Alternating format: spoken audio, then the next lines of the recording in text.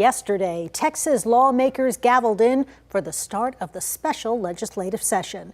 And much of what people talked about was congressional districting. Right, but after the deadly July 4th weekend floods, many Democrats say flood relief should come first. KVUE's Daniel Perot is here. And Daniel, Democrats are accusing Republicans of playing political games. Ashley and Quita, some political insiders say Texas Republicans plan to tackle redistricting first and flood relief later. That's why a group of House Democrats sent these letters to the House Speaker Dustin Burrows demanding that he shift his priorities. In their letters, members of the House Democratic Caucus write that they won't engage in any legislation on other topics until after flood relief is passed. And members of the Mexican American Legislative Caucus say the people of Texas need action to help the victims of the flood and better prepare for the next one. Democrats have talked about breaking quorum to combat a proposed mid-decade redistricting effort. If enough Democrats don't show up, the legislature can't do its business. Right now, not all Democrats are on board, but State Representative Ron Reynolds says putting flood relief on the back burner would make some of his colleagues more open to breaking quorum. That is really one of the only options that we will have if they are ready to just ram this down our throats with the maps that we anticipate that we're going to see.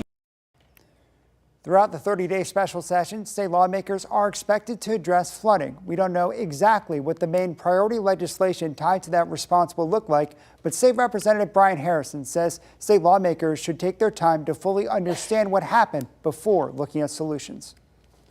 You can never lose sight of the fact that oftentimes government solutions are worse than the problems they're designed to solve. So I want to make sure that any government action that happens in the aftermath is narrowly and appropriately tailored to make sure events like this don't happen in the future. Today, Lieutenant Governor Dan Patrick, who leads the Texas Senate, unveiled what his priority bills will be. He says Senate bills 1 through 3 will cover topics like flood warning systems, emergency communications, relief funding, and natural disaster preparation and recovery. Those bills have not yet been filed.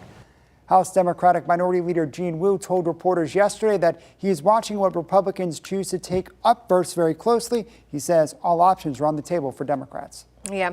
You know, Daniel, while we don't know the priority bills just yet, the special House and Senate committees tasked with responding to the flood are meeting at the Capitol tomorrow. What are we expecting to hear from that? Actually, a lot of eyes will be on that joint hearing with both House and Senate lawmakers. They will hear invited testimony only about the state response, the preparedness, flooding planning, and infrastructure, as well as river authority operations in Flash Flood Alley and first responder communications. That hearing is slated to start at 9 a.m. Then they will hold another hearing next Thursday in Kerrville so lawmakers can hear from the community that took the biggest hit.